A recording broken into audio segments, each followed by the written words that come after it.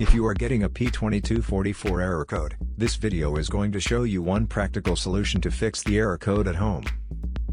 Use the Zeus app to scan your vehicle and see the error code P2244.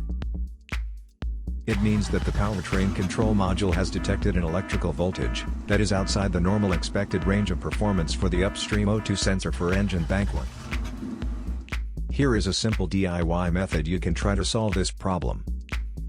Method A, the oxygen sensor. This oxygen sensor is located right before the catalytic converter.